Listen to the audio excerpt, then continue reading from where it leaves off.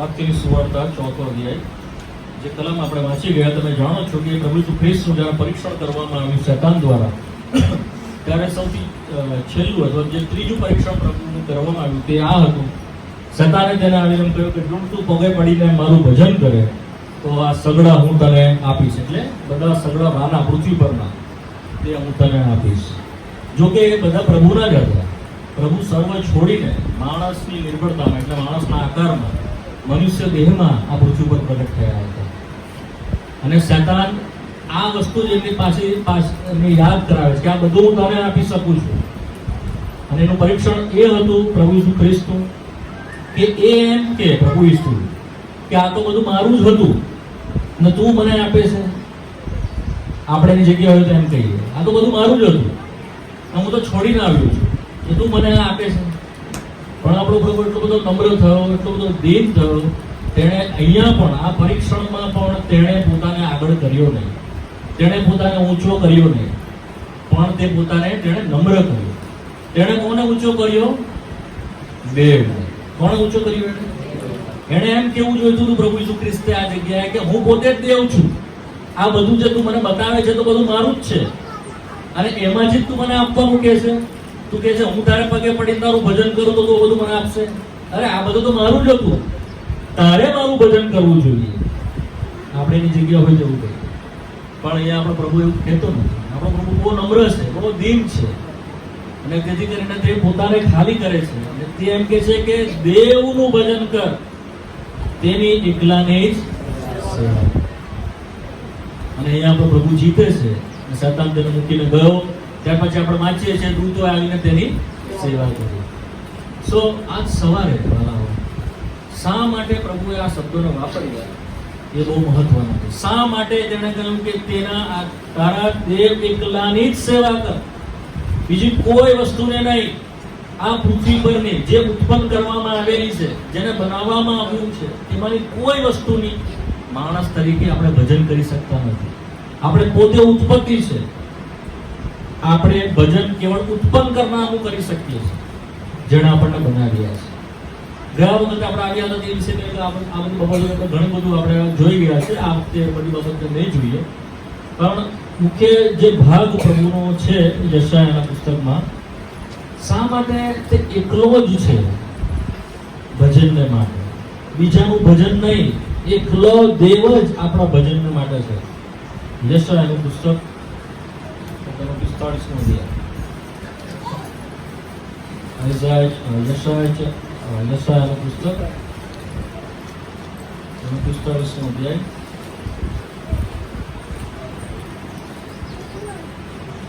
અને તેની 6ઠી કલમ વાંચો.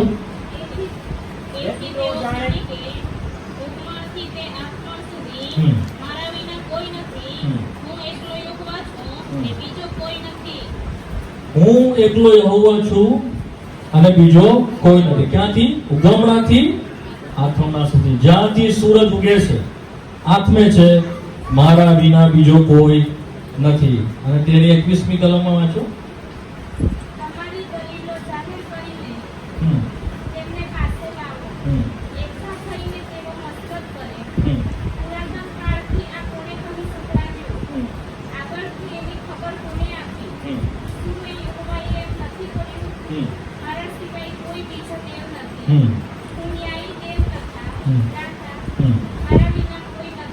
મારા સિવાય કોઈ નથી, મારા વિના કોઈ નથી. ઓકે, 43મો અધ્યાય 10મી કલમ.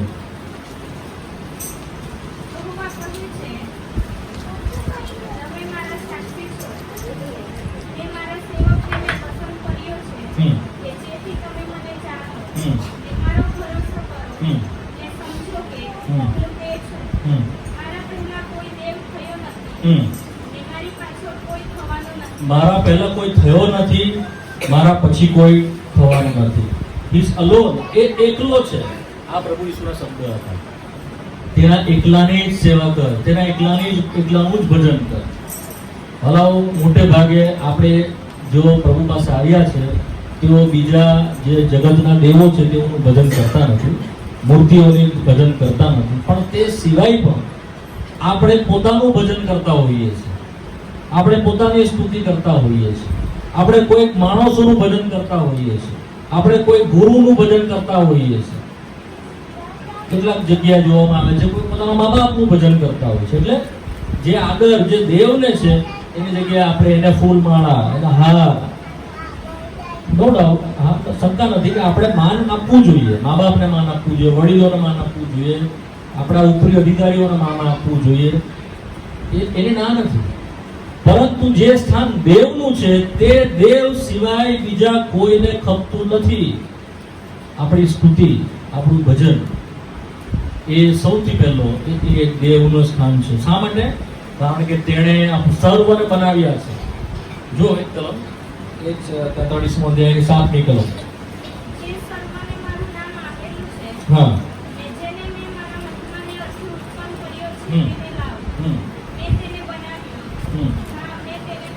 તેણે આપણને બનાવ્યા, તેણે આપણને પેદા કર્યા. તેણે કહ્યું શાના માટે કર્યા છે? મારા મહિમાના અર્થે. ઓકે, તેની 21મી કલમ.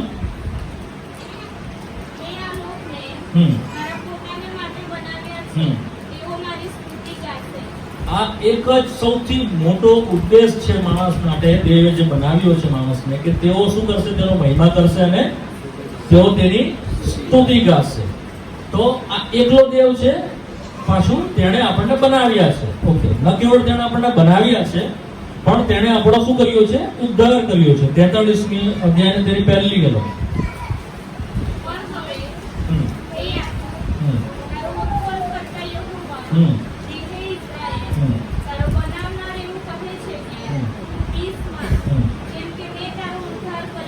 મેં તારો ઉદ્ધાર કર્યો છે. ઓકે,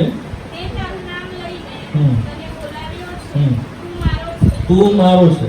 બેન જરા વાંચો, તારા માઇકમાં વાંચો, જલ્દી બધાને સમજાય. મેં તારો ઉદ્ધાર કર્યો છે. ન કેવળ તેણે આપણને બનાવ્યા છે, પણ તેણે આપણો શું કર્યો છે? આપણો ઉદ્ધાર કર્યો છે. ઓકે, સાથે સાથે તેની 25મી કલમ, 43મો અધ્યાય.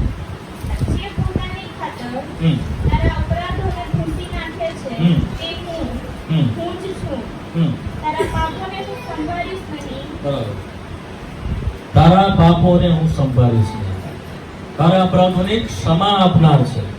તેણે આપણને બનાવ્યા, તેણે આપણો ઉદ્ધાર કર્યો, સાથે સાથે તે આપણા પાપોની ક્ષમા આપે છે, આપણા પાપોની માફ કરે છે. જો 44મો અધ્યાય તેની 22મી કલમ.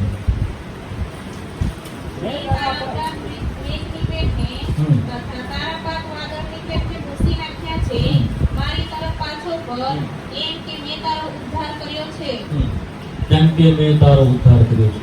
તો આજ સવારે આ 3 વિચારની સાથે ભજન માટે આપણે તૈયાર થઈએ. તે જેનું ભજન કરવાના આપણે આવ્યા છે તે ગૌરવાન દેવ, પ્રતાપી દેવ એકલો છે. એના સિવાય બીજો કોઈ નથી. આ દેવ પોતે કહે છે, કોઈ માણસ નથી બોલી રહ્યો. દેવ પોતે કહે છે મારા સિવાય બીજો કોઈ થયો નથી અને થનાર નથી. એની સમાન કોઈ નથી, એના સિવાય કોઈ નથી. એકલો જ પ્રતાપી દેવ છે, એકલો જ ગૌરવાન દેવ છે. અનાદિ કાળથી અનંત કાળ સુધીનો દેવ છે. તેના વર્ષોનો આરંભ નથી, તેના વર્ષોનો અંત નથી. ગીતશાસ્ત્ર 90માં આપણે વાંચીએ છીએ, મૂસા તે વિશે બોલે છે. પેઢીઓથી તું અમારો દેવ છે. જ્યારે પૃથ્વી ઉત્પન્ન થયા તે પહેલાથી તું દેવ છે, અને તેના વર્ષો કેટલા છે તે કોઈ ગણ્યા નથી. અનાદિકાળથી અનંત કાળ સુધીનો અકલ્પનીય, માણસની સમજણ શક્તિની બહાર જે વસ્તુ તેણે બનાવી છે, જો આપણે તેને સમજવા માંગીએ તો એને આપણે સમજી શકીએ નહીં. એક સામાન્ય તમે કીડી જોઈ લો કે એક સામાન્ય તમે કોઈ જંતુ જોઈ લો, તો તેનું જો તમે વિશ્લેષણ કરો, તો એનું જો તમે અભ્યાસ કરો તો તમને કે કઈ રીતનું એ છે. પછી કેટલી બધી વસ્તુ તેણે ઉત્પન્ન કરી છે. જળચર પ્રાણીઓ કેટલા બધા તેણે સમુદ્રની નીચે જે છે તે કરોડોની સંખ્યામાં તેણે બનાવ્યા. કેટલી જાતના પશુ પક્ષીઓ, કેટલા બધી સૂક્ષ્મ જીવો જે આપણે જોઈ શકતા નથી, એવી તો કેટલી આકાશની અંદર જે આકાશ મંડળ છે તેની અંદર તેણે બધું બનાવ્યું છે. કેટલા બધા ગ્રહો. અકલ્પનીય દેવ, માનવીની માણસની સમજમાં પણ નહીં આવે એવો પ્રતાપી ગૌરવવાન દેવ છે. એકલો જ અનાદિકાળથી અનંતકાળ સુધી એણે આપણને બનાવ્યા, સાથે તેણે આપણો ઉદ્ધાર કર્યો. ત્રીજું, તે આપણા પાપ માફ કરે છે. આ સવારે જો આપણા પાપ માફ થયા ન હોય, આપણો ઉદ્ધાર થયો ન હોય, તો આપણે તેનું ભજન કરી શકતા નથી. આ વાત બહુ સ્પષ્ટ છે, તમે સમજજો. વાત જો આપણા પાપની ક્ષમા થઈ છે, આપણા હૃદયમાં દેવે શાંતિ આપી છે, આપણા હૃદયમાં દેવે આનંદ આપ્યો છે, તો જ તમે એ જીવતા દેવનું ભજન કરી શકો. કારણ કે એ જીવતો છે, અને જો પાપમાં છે, મરેલા છે, મરેલા જીવતા દેવનું ભજન કરી શકતા નથી. દેવના વચન પ્રમાણે તે જીવતાઓનો દેવ છે, મરેલાનો દેવ નથી. માટે પ્રભુએ જ્યારે સુવાર્તાની અંદર કહ્યું કે હું ઇબ્રાહીમનો, ઈશાકનો અને યાકૂબનો દેવ છું, ત્યારે તે એમ કહેતો હતો કે હું જીવતાઓનો દેવ છું અને મરેલાનો દેવ નથી. માટે જો આપણને દેવના આત્માથી સજીવન કરવામાં આવેલા છે, આપણને નવો જન્મ, નવું જીવન આપવામાં આવેલું છે, તેવો જ તેનું ભજન કરશે, બીજા નહીં. આજ સવારે 3 વિચારની શરૂઆત કરીએ કે આપણે કોનું ભજન કરવા માંગીએ છીએ. સાથે કોણ તેનું ભજન કરી શકે, જે પ્રમાણે હમણાં જ કહ્યું, કોણ તેનું ભજન કરી શકે છે. પહેલા તો કે જેઓ ઉદ્ધાર પામ્યા છે, તારણ પામ્યા છે, તેઓ તેનું ભજન કરી શકે છે. બીજા કોઈનું ભજન માન્ય નથી, સ્વીકાર્ય પણ નથી. જો સજીવન થયા છે, જેઓના પાપ ક્ષમા થઈ ગયા છે, જેઓનો ઉદ્ધારનો અનુભવ છે, જો એમ કહે છે કે પ્રભુ ઈસુ ખ્રિસ્તે મને બચાવ્યો છે, મારા પાપોની ક્ષમા આપી છે, તેઓનો આ સવારે ભાગ છે કે તેઓ જીવતા દેવનું ભજન કરે, બાપનું ભજન કરે. લુકની સુવાર્તા અને તેનો 7મો અધ્યાય. કોણ તેનું ભજન કરે છે? સૌથી પહેલું કારણ અહીંયા આપવામાં આવ્યું છે. આપણે થોડા કારણો જોઈશું, વધારે નહીં જોઈએ. સૌથી પહેલા એક કારણ અહીંયા જોઈએ છે કે કોણ તેનું ભજન માફ કરે છે, આ ભજન કરે છે. 7મો અધ્યાય 42મી કલમથી વાંચીએ આગળ. એક કલમ હું વાંચીશ, બીજી તમે વાંચજો. જ્યારે તેઓની પાસે વાડી આપવાનું કંઈ નહોતું, બરાબર ધ્યાનથી સાંભળજો, વાડી આપવાનું કંઈ નહોતું, દેવને આપવા માટે કંઈ નહોતું, ત્યારે તેણે બંનેને માફ કર્યું. તો તેના ઉપર તેઓમાંનો કોણ વિશેષ પ્રેમ રાખશે?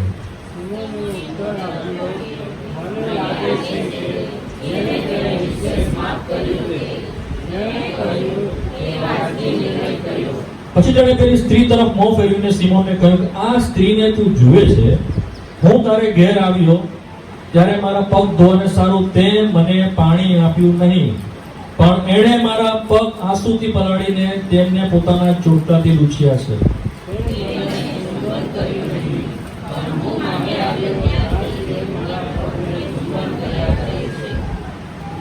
તે મારા માથે તેલ છોડ્યું નહીં, પણ એણે મારા પગે અત્તર છોડ્યું છે.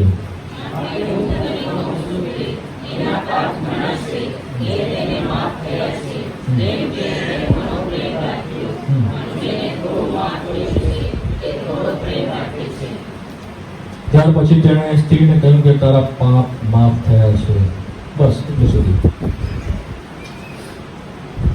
પાપ માફ કરે છે એટલા જ નહીં, પણ ઘણા પાપ માફ કરે છે, પુષ્કળ પાપ માફ કરે છે.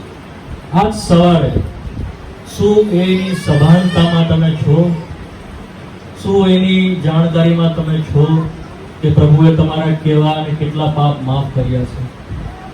જેઓની પાસે આ સમજણ છે કે તેઓનું જીવન કેવું હતું, કેવા પાપોથી રગડાયેલું હતું, કેવા દુર્ગંધ મારતું હતું, ને કેવા ગુપ્ત પાપો હતા, કેવા ભયંકર પાપોમાંથી પ્રભુએ આપણને ક્ષમા આપી. 2 શબ્દ કહીને, મારા દીકરા તારા પાપ તને માફ થયા છે, શાંતિથી જા. તેઓ તેનું ભજન કરી શકે છે આંસુઓથી. તેઓ સાચી રીતે તેને, જેને વધારે માફ થયું છે, તેઓ વધારે પ્રેમથી તેનું ભજન કરી શકે છે. અહીંયા 2 વ્યક્તિને આપણે જોઈએ છે. એક સિમોન છે, જેણે તેના ઘરે તેને બોલાવ્યો, આમંત્રણ આપ્યું, તેને સારું ભોજન તૈયાર કર્યું અને તેને ભોજનના માટે તેને આમંત્રણ આપેલું છે. આભારી અંતકરણ નથી, ધન્યવાદી અંતકરણ નથી, ભજનથી ભરાયેલું અંતકરણ નથી. શા માટે? આવકાર તો આપ્યો છે, બોલાવ્યા હતા છે પ્રભુને, પણ પ્રભુ એને કહેવું પડ્યું, સિમોન, હું આવ્યો ત્યારે તાએ મારા પગને ધોવાને સારું પાણી આપ્યું નહીં. આ શું બતાવે છે? પ્રભુ કંઈક ઈચ્છી રહ્યો છે, કંઈક ચાહી રહ્યો છે તમારી પાસે. સાંભળો છો? કૃપા કરીને ધ્યાનથી સાંભળો, નહીં તો સિમોનની જેમ ખાલી હાથે જતા રહેશો. પ્રભુને કઈ નહીં આપો, તમે કઈ નહીં આપો. સિમોન, સિમોન, તે મને ચુંબન કર્યું નહીં. ખાલી હાથે આવ્યો, ખાલી હાથે જતો રહ્યો. અહીંયા કહે છે કે તેણે રડીને આંસુ સહિત તેના પગને ધોયા. કેમ? કારણ કે આ સ્ત્રી પાપી સ્ત્રી હતી. એને ખબર છે કે મારી કેવી સ્થિતિ છે, પણ મને કેવી જગ્યાએથી પ્રભુ એમ જ કહી દીધું, તારા પાપ માફ કર. વચન પ્રમાણે તેણે ઘણું બધું ભરી આપવું પડતે. યાદ રાખો, તમારા અને મારા પાપના માટે આપણે ઘણું બધું ભરી આપવું પડે તો પણ આપણા પાપ માફ નહીં થાય. લાખો રૂપિયા દાન કરશો તો બી પાપ માફ નહીં થાય.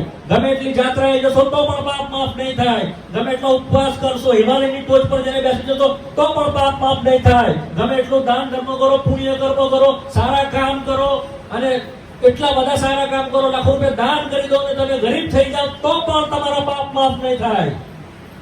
આ વચનના અધિકારથી તમારી સાથે વહેંચું છું. એની આપણને પાસે વાડી આપવાનું કઈ નથી, કારણ કે જે વાડી આપવાની જે કિંમત છે તે લોહી છે, નિષ્કલંક લોહી, જે ખ્રિસ્તે આપણા વચ્ચે આપ્યું છે બલિદાનના રૂપમાં. ત્યારે તેણે હિંમતથી કહ્યું કે તારા પાપ તને માફ થયા છે, શાંતિથી જા. પાપ માફ કરવાનો અધિકાર કેવળ ઈસુ ખ્રિસ્તને છે, કારણ કે તેણે કિંમત ચૂકવી છે. આપણા બદલે અવેજીમાં આડાના ઊભા લાકડાની ઉપર તે વિંધાઈ ગયો. આપણા બદલે જે શિક્ષા આપણે લેવાની હતી તે એણે લીધી. જે હાથોએ આપણા પાપ ભયંકર કરેલા છે તેના માટે તેણે બે હાથમાં ખીલ્લા લીધા. જે આપણા પગો જે પાપ કરવાને દોડી જાય છે તે પગમાં એણે ખીલ્લા લીધા. જે ભયંકર મગજના વિચારો ગંદા, તેવું વચન કહે છે આપણે નિરંતર આપણી જે વિચારસરણી છે તે પાપી છે. માણસની હરેક કલ્પના ભૂંડી છે. ઉત્પત્તિના 6 અધ્યાયમાં વાંચીએ છીએ. નિરંતર આપણા મગજમાં ગંદા વિચારો આવે છે. બહાર કોઈ જાણતું નથી, આપણે જાણીએ છીએ કે આપણે વિચાર કેટલા બધા ભટકા છે, કેટલા બધા ગંદા છે.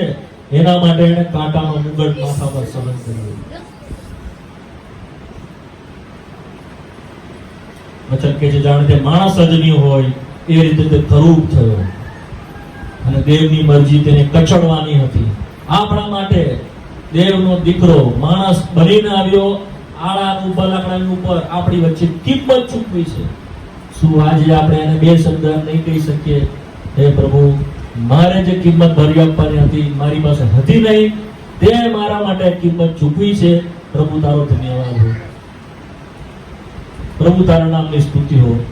મારી પાસે આપવા માટે કયો જ નથી, તે મારા માટે બલિદાન આપ્યું, તે મારી માટે કિંમત ચૂકવી. તો આ પહેલો વિચાર હતો. બીજો વિચાર જોઈએ છે લુકની સુવાર્તા તેના 17મા અધ્યાયમાં. Luke chapter 17, લુકની સુવાર્તા તેનો 17મો અધ્યાય અને તેની 11મી કલમથી વાંચીએ છીએ. આગળ હું વાંચું છું 11મી કલમ, તમે 12મી વાંચજો. યરુશલેમ જતા તે સમરૂન તથા ગાલિલના થઈને જતો હતો.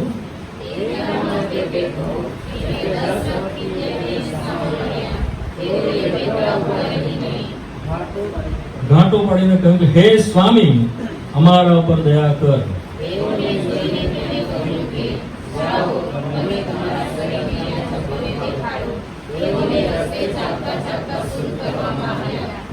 તેઓમાંનો એક પોતે સાજો થયો છે એ જોઈને મોટે ઘાટે દેવની સ્તુતિ કરતો પાછો ફર્યો.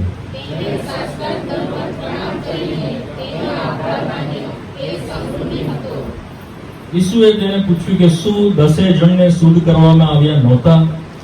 બીજા 9 ક્યાં છે?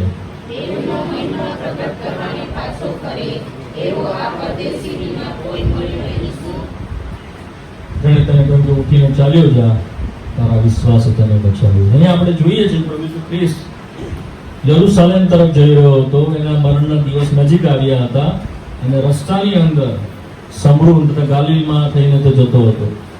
અને ત્યારે 10 કોળિયા તેનો મળ્યા, રક્તપિતિયા, જેનો કોળ થયો હોય છે ને તે વ્યક્તિ હતા. 10 હતા. અમે જાણો છો જે રક્તપિતિયા હોય છે તે કેટલા બધા દુઃખથી ભરાયેલા હોય છે, કારણ કે તેઓને એટલું બધું રક્ત નીકળતું હોય, તેની સાથે બધું પસ નીકળતું હોય, પિત્ત નીકળતું હોય છે. અને એટલા બધા ગુમડા તેઓના થયા હોય છે, અસહનીય વેદના તેઓને થતી હોય છે, તેઓની સાથે કોઈ સંબંધ રાખતું નથી, તેઓની પત્ની, તેઓનો ભાઈ, તેઓના સગા, તેઓનો કુટુંબ બધા તેઓથી અલગ રહેવું પડે છે. એટલે કે તેઓ ગામમાં પણ રહી શકતા નથી, ગામની બહાર તેઓ એક ગુફામાં કે એક ખંડેરમાં તેઓ રહેવું પડે છે. અને તેઓની પાસે જે કપડાઓ છે તેઓને પણ તેઓ કોઈ અડકવા માંગતું નથી. તેઓને ચાહત આપી, તેઓના પ્રેમના જે તેઓ પર પ્રેમ કરતા હોય તે વ્યક્તિ પણ તેઓને પ્રેમ બતાવી શકતા નથી, તેઓની પાસે જઈ શકતા નથી. એવી સ્થિતિ વાળા વ્યક્તિઓ છે તેઓ કોણ છે? રક્તપિત્યા હોય છે. બહુ ભયંકર તેઓનું જીવન હોય છે વાલા, બહુ ભયંકર. એવા 10 રક્તપિત્યાની વાત કરવામાં આવી છે. અને તેઓએ સાંભળ્યું કે પ્રભુ જઈ રહ્યો છે. તેઓ મોટે ગાંડે પાડીને કહ્યું કે સ્વામી, સ્વામી અમારા પર દયા કરો. અને તરત જ પ્રભુએ એને જોઈને કહ્યું, તમારા શરીરોને યાજકોને દેખાડો. લખવામાં આવ્યું છે દેવના વચન પ્રમાણે કે તેઓ ચાલતા ચાલતા શુદ્ધ થઈ ગયા. ચાલતા ચાલતા તેઓને શુદ્ધતા આપવામાં આવી. અશુદ્ધતાથી ભરાયેલું તેઓનું શરીર, કુરૂપતાથી ભરાયેલું તેઓનું શરીર, દુર્ગંધ મારતું તેઓનું શરીર, તેઓની અંદર શુદ્ધતા, નાના બાળક જેવું શરીર તેઓને આપવામાં આવ્યું. ચાલતા ચાલતા રસ્તા, કશું પણ કર્યા વગર દેવે આ પ્રભુએ તેઓને મદદ કરી. પણ આપણે વાંચીએ છીએ, કેટલા પાછા ફર્યા ભજન કરવા, આભાર માનવા? વાંચ્યું કે નહીં તમે બધા? નહીં વાંચ્યું? બાઇબલ કેટલાની પાસે છે? બાકીને વાંચતા નથી આવડતું?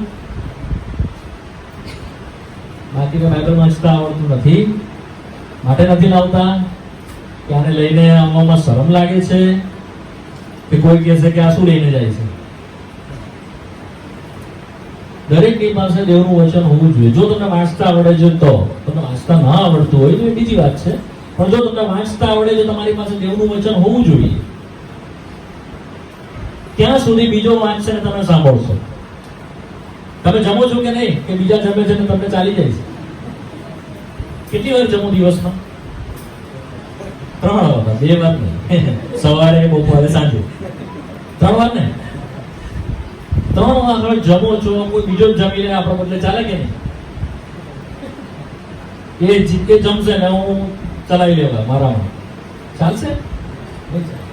દેવનું વચન આપણી પાસે હોવું જોઈએ. નહીં તો હું શું બોલું છું તમને એમ થશે કે આ ભાઈ તો પોતાની વાત કરીને જતા રહે. હું દેવના વચનમાંથી તમારી સાથે વહેંચું છું. આ દેવનું વચન છે. જો તમે દેવના વચનને માન નથી આપતા તો તમે દેવને માન કેવી રીતે આપવા? દેવ આના સિવાય કોઈ રીતે વાત કરશે નહીં. ભૂલી જાઓ તમે જે એવો પ્રચાર કરે છે, ખોટો પ્રચાર છે દેવના વચનની વિરુદ્ધ. દેવના વચનથી જ દેવનો પ્રચાર થાય છે. કોઈ સપનામાં નહીં, કોઈ વિઝનમાં નહીં, કોઈ મનની કલ્પનાઓમાં નહીં, આને આવીને મારા કાનમાં નહીં. વચનમાં કશે પણ નથી. એક કલમ મને કાઢીને બતાવો, કોઈ એક કલમ કાઢીને બતાવો કે આમ આને મારી સાથે દેવે આ રીતે વાત કરી. એક પણ કલમ વચનમાં નથી. દેવના આત્માની મારફતે વચન મોકલવામાં આવ્યું. લખ્યું દેવનું વચન તેની પાસે ગયું, પ્રબોધનની પાસે દેવનું વચન ગયું, વચન ગયું. એ જ વચન એ આપણે લખેલું આપવામાં આવ્યું છે.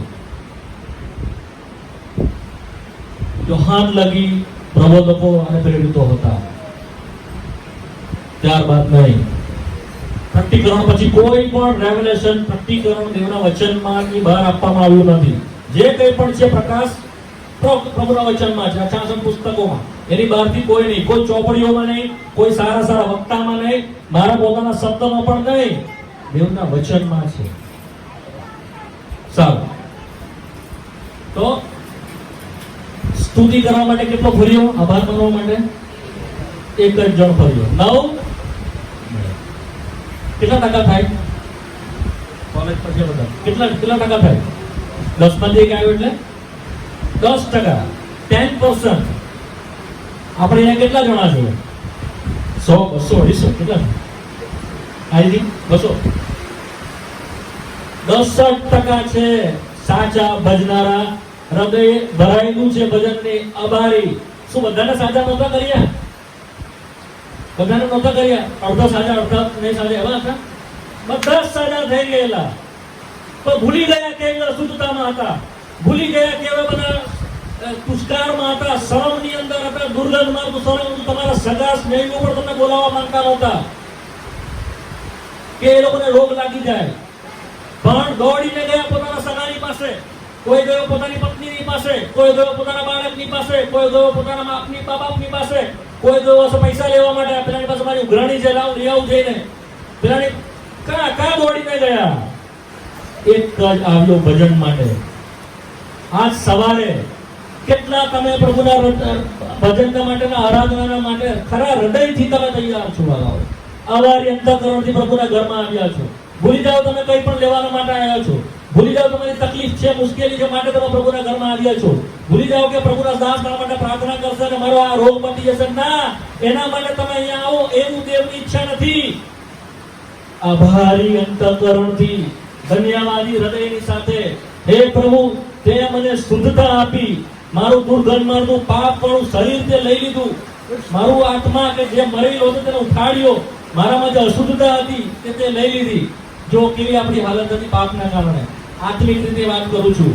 યશાયાનું પુસ્તક તેનો પહેલો અધ્યાય વાંચો. યશાયા તેનો પહેલો અધ્યાય. આત્મિક રીતે આપણી હાલત કેવી હતી તમે જુઓ. 6મી કલમની વાંચો. અરે 5મી કલમની વાંચો. પહેલો અધ્યાય 5મી કલમની વાંચો. માઇકમાં વાંચો. હા, બરાબર. આખું માથું રોગિષ્ટ અને આખું હૃદય નિર્ગત છે. હા, પગના તળિયાથી માથા સુધીમાં કોઈ પણ ભાગ સાજો નથી. ઘા, સોળ તથા પાકેલા જખમ છે. પરવું કાઢવામાં આવ્યું નથી. પાટા બાંધવામાં આવ્યા નથી, તેથી નરમ કરવામાં આવ્યા નથી. બસ આટલું સુધી. આટલી બધી આપણી ખરાબ હાલત છે પાપને કારણે. આત્મિક વૃદ્ધિની વાત કરું છું. જે પેલા રક્તપતિ હતા તેવી જ હાલત આપણી સાથે દેવની સાથે આગળ વધી છે. એ પવિત્ર ઈશ્વર છે, આપણે પાપી છે.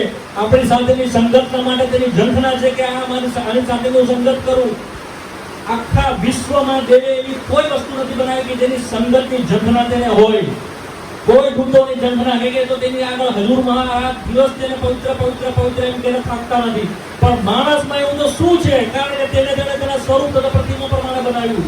પાપના કારણે તે ખરડાઈ ગયું, પાપના કારણે તેની સંગત તૂટી ગઈ, તેનાથી દૂર જતો રહ્યો. પણ દેવ બેચેન રહ્યો જ્યાં સુધી ઈસુ ખ્રિસ્તને આ જગત પર ન મોકલ્યો અને સમાધાન ન કર્યું ત્યાં સુધી દેવ બેચેન રહ્યો. વલાઓ, ઘણા બધા પ્રયત્નો કરવામાં આવ્યા કે શુદ્ધિ કરીને દેવની સ્તુતિ આરાધના થાય, પણ વચન કે છે ત્યાં સુધી કે જ્યાં સુધી સમય ના આવ્યો ત્યાં સુધી દેવે આ બધું ચાલવા દીધું.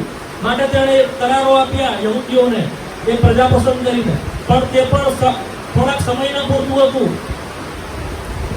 પણ ઈસુ ખ્રિસ્તને એટલા માટે મોકલ્યો કે આપણને અનંત કાળ સુધી, સાંભળતો બરાબર ધ્યાનથી, આ 50 વર્ષ 25 વર્ષ આ પૃથ્વી પર તમે રહો છો ત્યાં સુધી તમે દેવને ભજન કરશો એટલી વાત નથી, એટલે સુધીનું બસ નથી, એટલી વાત પૂરતી નથી. અનંત કાળમાં તમે બાપનું ભજન કરશો તે માટે તમને મને પસંદ કરવામાં આવેલા છે. બહુ મોટો સંકલ્પ છે વાળો. એફએસસી ના પહેલા થી મારી પાસે સમય નથી આ બધું બહુ ડિસ્ક્રાઇબ કરવાનો. એફએસસી નો પહેલો જે તમે વાંચજો, પૃથ્વીનો મંડાણ પહેલા આપણને તેનામાં એને પસંદ કરી લીધા છે. જોઈ બધી કલમો બધી અગત્યની છે. મારે સમય બધી વિષય પણ નથી, અને કલમ છોડાયું નથી. તમે વાંચો એફએસસી નો પહેલો અધ્યાય. શા માટે તેને શરૂઆતથી જ આપણને પસંદ કરીએ? ઝડપથી વાંચી લો. એફએસસી પહેલો અધ્યાય 4મી કલમ, પહેલો અધ્યાય 4મી કલમ, ઝડપથી વાંચજો. એ પ્રમાણે તેને જગતના મંડાણની અગાઉ આપણને એનામાં પસંદ કર્યા છે. સાંભળ્યું? ક્યારે પસંદ કર્યા આપણને? જગતના મંડાણની અગાઉ. તમારી પાસે સાંભળવા માંગુ છું. સાંભળ્યું કે તમે? ક્યારે પસંદ કર્યા? જગતના મંડાણની અગાઉ. જગતના મંડાણની અગાઉ પસંદ કર્યા. ઓકે, પછી એ સારું કે આપણે તેની આગળ પ્રીતિમાં પવિત્ર નિર્દોષ થઈએ. પવિત્ર તથા નિર્દોષ થઈએ. ઓકે, પછી 8મી કલમ. તેને પોતાની ઉત્સાહ તથા પ્રસન્નતા પ્રમાણે હા. પોતાને સારું હા. આપણને ઈસુ ખ્રિસ્ત દ્વારા હા. ઊંચો તરીકે ગણવાને હા. અગાઉથી નિર્માણ કર્યા. અગાઉથી નિર્માણ કર્યા. યુગોના યુગોથી જ્યારે પૃથ્વી બની નહીં, એનો પાયો નંખાયો નહીં, તે પહેલા તમે લોકોના મનમાં હતા, વિચારમાં. તમે સમજી શકો છો આ કેટલી કેટલી મોટી વાત છે બાબા. ઓકે, પછી કેમ કે તેની કૃપાના મહિમાની સ્તુતિ થાય. એ કૃપા તેણે પોતાના વહાલા પુત્રમાં આપણને મફત આપી છે. નીકળો. એનામાં એના લોહી દ્વારા તેની કૃપાની સંપત્તિ પ્રમાણે આપણને ઉદ્ધાર એટલે પાપની માફી મળી છે. 11 એનામાં આપણે તેનો વારસો નિમાયા અને જે પોતાની ઈચ્છાના સંકલ્પ પ્રમાણે સર્વ કરે છે તેના સંકલ્પ પ્રમાણે આપણે અગાઉથી નિર્મિત થયા હતા. અગાઉથી નિર્મિત પણ હતા. અગાઉથી સમય આવ્યો, પ્રભુ આવ્યો, પ્રભુએ લોહી વગાડ્યું, આપણો સમય આવ્યો, આપણો જન્મ થયો, આપણા જન્મમાં આપણે આટલા દિવસ ગયા, સમય આવ્યો, આપણે સુવાર્તા સાંભળી, આપણને પસ્તાવો થયો, આપણે તૂટીને કહ્યું પ્રભુ તારા પર વિશ્વાસ કરો, મારા પાપની માફી આપ. તે દિવસ સુધી તેણે રાહ જોઈ. તે દિવસ સુધી તેણે રાહ જોઈ. તમારું બદલાણ થતાની સાથે તમે તેની સાથે જે સંકલ્પ કરવામાં આવેલો પૃથ્વીના મંડાણ અગાઉ, તે સંકલ્પને પૂરો કર્યો, તેના પર મોહર મારવામાં આવી. એમાં 3 વ્યક્તિએ ભાગ લીધો. સૌથી પહેલા કોણે લીધો ભાગ? દેવે. અને દેવે શું કર્યું? સંકલ્પ કર્યો. શું કર્યો? હું આમ કરીશ. એનું નામ શું? મણીલાલભાઈ. મણીલાલભાઈને હું પસંદ કરીશ. આ શું છે? સંકલ્પ છે. શું છે? શત્રુએ કહ્યું કે નહીં થાય, હું કોઈ માણસને બચવા નહીં દઈશ. દેવે કહે કે નહીં, હું એને બચાવીશ. શત્રુએ કહ્યું હું બહુ બધા મુશ્કેલી લાવીશ, હું આખી જગતને પાપથી ભરી દઈશ, હું એની વચ્ચે કદી પણ તારી સાથે સંગતમાં નહીં આવે. દેવે શું કર્યો? સંકલ્પ કર્યો. શું કર્યો? સંકલ્પ કર્યો. બીજી વ્યક્તિ કોણ છે જેમાં ભાગ લીધો? આમાં પુત્ર છે. કોણ છે? પ્રભુ ઈસુ ખ્રિસ્ત. તેણે શું કર્યું? 7મી કલમમાં શું વાંચી ગયા? 7મી કલમમાં શું વાંચ્યું? લોહી દ્વારા. એનો લોહી વેવડાવ્યું. શું કર્યું? બાપે શું કર્યો? સંકલ્પ.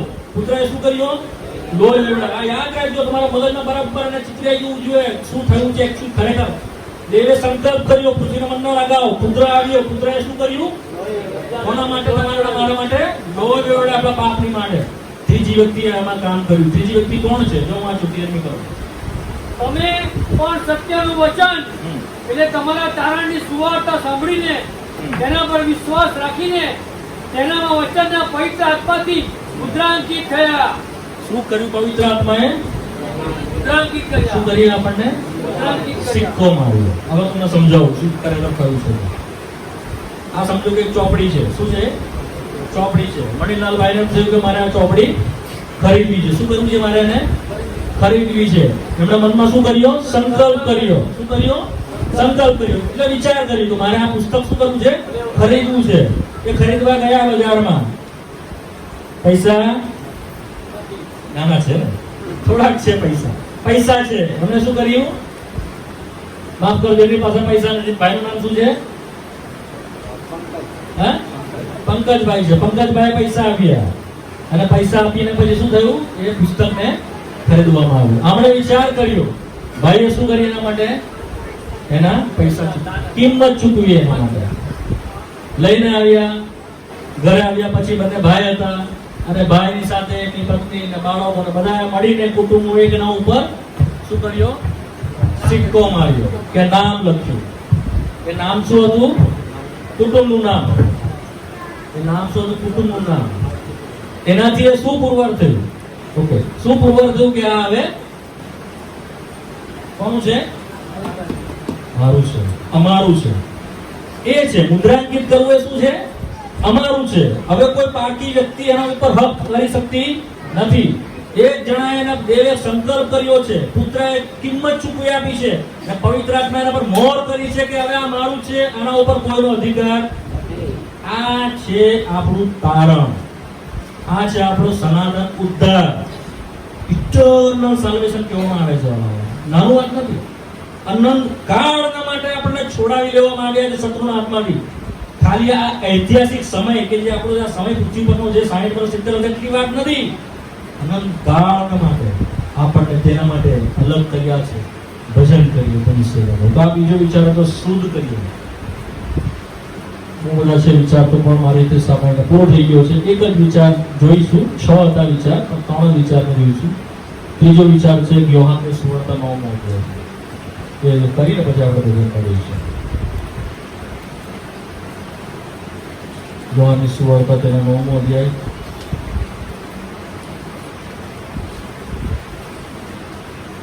35 કલમ. તેઓએ તેને કાઢી મૂક્યો છે એવું ઈસુએ સાંભળ્યું. ત્યારે તેણે તેને શોધી કાઢીને પૂછ્યું કે શું તું દેવના પુત્ર પર વિશ્વાસ કરે છે? તેણે ઉત્તર આપ્યો કે હે પ્રભુ, તે કોણ છે કે હું તેના પર વિશ્વાસ કરું? ઈસુએ તેને કહ્યું કે મેં તેને જોયો છે અને જે તારી સાથે વાત કરે છે તે જ તે છે. તેણે કહ્યું કે પ્રભુ, હું વિશ્વાસ કરું છું. પછી તેણે તેનું ભજન કર્યું. પછી તેણે શું કર્યું? તેનું ભજન કર્યું. આ ભજનનો ત્રીજો વિચાર છે. આ પણ ભજન કરે છે. આપણે જોઈ રહ્યા છીએ આજ સવારે કે કોણ ભજન કરે છે. તમારા 6 વિચાર હતા, મારી પાસે સમય નથી બધા જોવાય, પણ ત્રણ જ જોયા. બે આગળ જોઈ ગયા, ત્રીજો સૌથી પહેલા જોઈ ગયા જેનું ઘણો પાપ માફ થયું છે, ઘણો પ્રેમ બતાવે છે, માટે તે પ્રભુનું ભજન કરે. પહેલું. બીજું આપણે જેને ખબર છે કે હું કેવી અશુદ્ધતામાં હતો, કેવા તરછોડાયેલો હતો, કોઈ મને સુધી લેતું નહોતું, કોઈ મારી પાસે આવતું નહોતું, કોઈ મારી સાથે વાત કરવા તૈયાર નહોતું, મારા સગા સ્નેહીઓ મિત્રો મને તરછોડતા હતા, તેવી જગ્યાએ મારા પ્રભુએ મારી પર પ્રેમ બતાવ્યો, મને પસંદ કર્યો. મારી પાસે ઘણી રેફરન્સીસ છે, કલમો છે, સમયના ભાગમાં બધી કઢાવી શકતો નથી. આ બીજું હતું, તેણે આપણને શુદ્ધ કર્યા. કેવી રીતે શુદ્ધ કર્યા? તેણે આપણને તેના પુત્રના લોહીથી આપણને શુદ્ધ કર્યા. આ જગતમાં બીજું આપણને કોઈ શુદ્ધ કરી શકતું નથી, કેવળ તેના બલિદાન લોહીથી આપણને શુદ્ધ કરવામાં આવે છે. એફએસસી 1:7 આપણે પહેલું પિત્તર 2:17 માં પણ આપણે વાંચીએ છીએ, ઈસુ ખ્રિસ્ત કે જે નિષ્કલંક નિર્દોષ હલવાના જેવો છે, તેના મૂલ્યના લોહીથી તમારો ઉદ્ધાર એટલે પાપોની માફી કરીને આપવામાં આવે. કોલોસીની અંદર આપણે વાંચીએ છીએ કે તેના મૂલ્યવાન લોહીની અંદર આપણને દેવની સાથે શાંતિ અને સમાધાન કરાવવામાં આવે છે. એના લોહીથી આપણને શુદ્ધતા આપવામાં આવી છે. શુદ્ધતા જે આપણે યશામાં વાંચી ગયા, અશુદ્ધ છે આપણે પ્રભુની આગળ કદી માન્ય હતા ને, તો ઈસુ ખ્રિસ્તના લોહીએ કરીને આપણે તેની આગળ માન્ય છે, આપણે જઈ શકીએ છીએ. એ બધી વસ્તુ આપણે જોઈ ગયા છે જૂના સમયની અંદર, ફરીથી રિપીટ નથી કરવાના. ત્રીજો વિચાર યાદ છે, પ્રભુએ એને શું કર્યું? એને અચ્છા, તમે આની હિસ્ટ્રી તમે નહીં જાણો તો ઇતિહાસ જે છે આમાં યોહાનની સુવાર્તા 9મો અધ્યાયની પહેલી કલમ જ્યાં આંધળાની વાત, અંધ વ્યક્તિની વાત શરૂ થાય છે. અંધ વ્યક્તિ હતો, પ્રભુએ તેને સાજો કર્યો. સાજો કર્યા પછી પ્રભુ ત્યાંથી જતો રહ્યો, પણ આ પ્રભુને ઓળખતો નહોતો. આ સામાન્ય સાજાપણાની વાત છે. તમે જો વાંચો તમારા સમયમાં, સાજો તો થઈ ગયો પણ પ્રભુને જ નથી ઓળખતો. જેમ આપણા સાઉથ ગુજરાતમાં 90% છે કે નહીં? 90% છે સાઉથ ગુજરાતમાં સાજા થાય છે, આ છે, બધું જ છે, તો ઓળખતા જ નથી પ્રભુને. તમે વાંચો ઘરે જઈને 9મો અધ્યાય, બહુ ઇન્ટરેસ્ટિંગ છે, રસપ્રદ છે. પ્રભુની ઓળખાણમાં હતો નહીં. આ યહૂદીઓએ વારંવાર પૂછ્યું કે જેણે સાજો કરીએ કોણ છે? મને ખબર નહીં. તે કોઈ પ્રબોધક જેવો, તે ફલાણો હતો, તે ઢેકણો હતો. એના મા બાપને પૂછ્યું, એના મા બાપ કે એ જુવાન છે, એને પૂછજો. બહુ બધી વાર લખવામાં આવ્યું છે, પણ કઈ જ ખબર નથી. 9મો અધ્યાયની 25મી કલમની અંદર એમ નોંધવામાં આવ્યું છે તાગાડી કે એક વાત હું જાણું છું, હું અંધ હતો પણ હવે હું દેખતો થયો છું.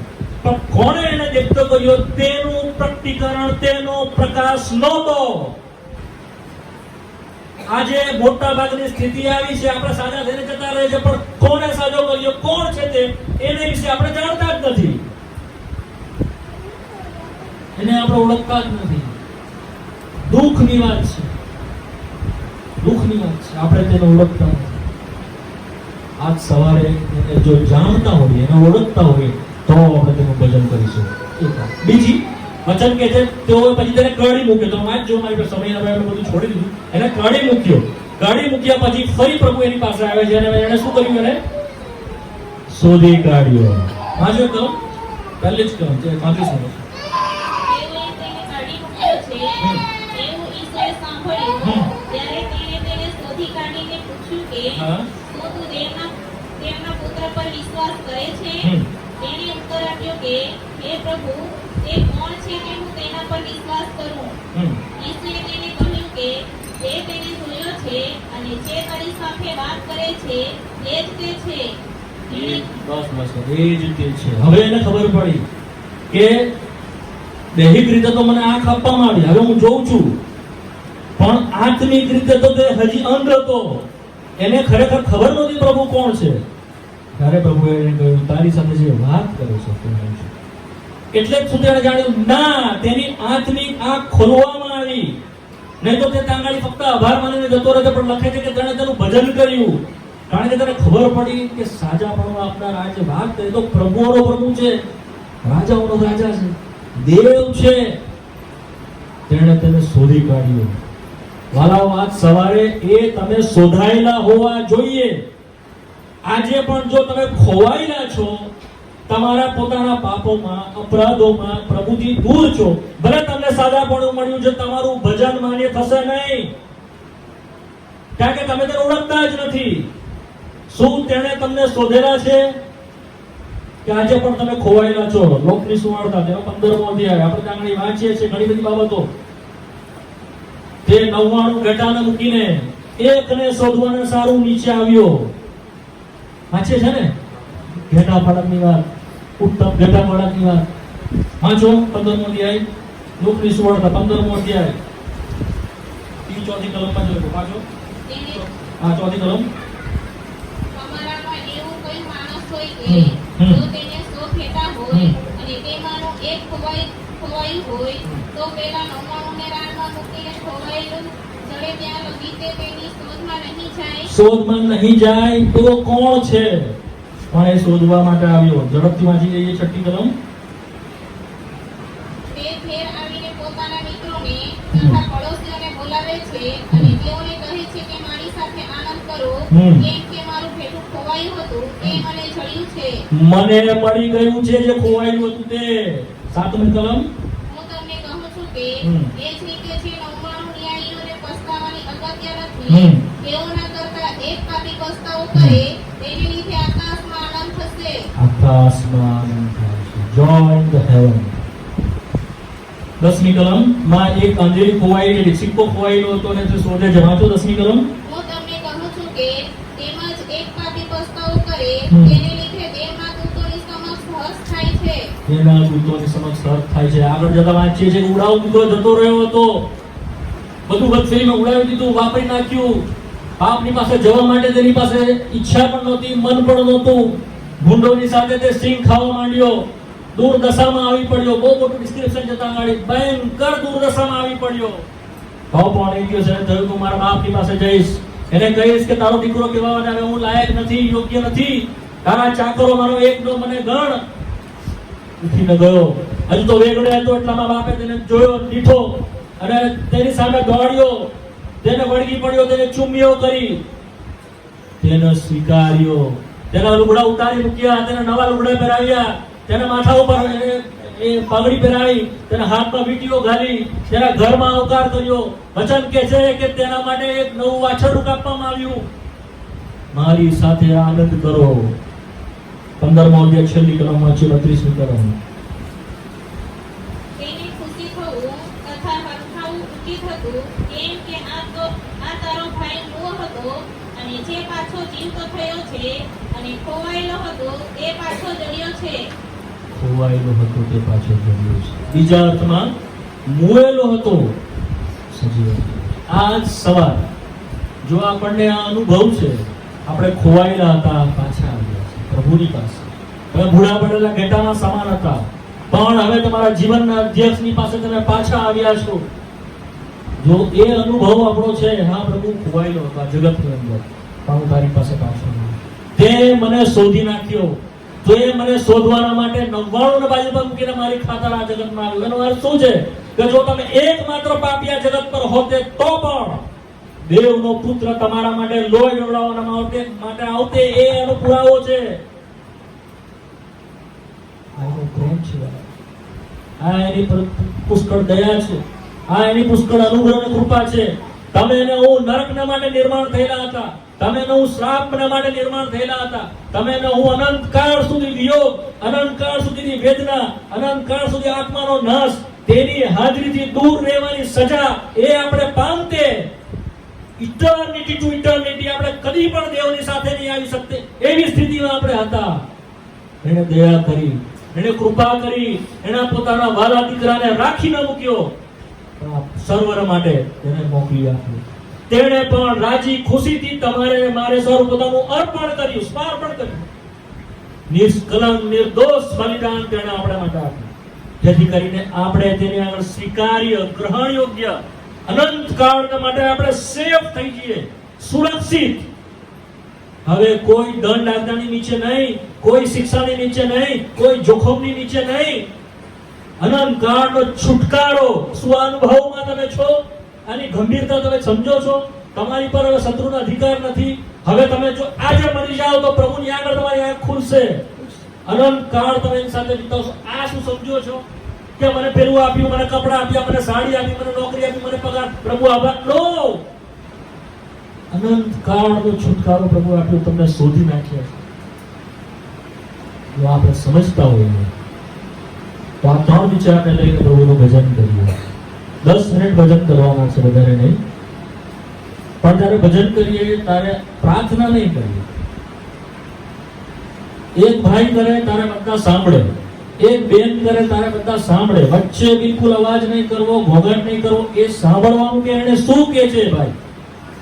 એ એમ કે છે કે પ્રભુ તે મારા પાપ માફ કર્યા, હું તારી સ્તુતિ કરું છું, તે મને અંધકારમાંથી છોડાવ્યો, પ્રકાશના રાજમાં તું મને લાવ્યો, તે મારા સર્વ અશુદ્ધિ દૂર કરી, તે મને શોધી નાખ્યો, પ્રભુ તારી સ્તુતિ કરું. એ સાંભળો, એની સાક્ષી પ્રભુની આગળ આપે છે, ભજન કરે છે. પછી આમેન બોલો,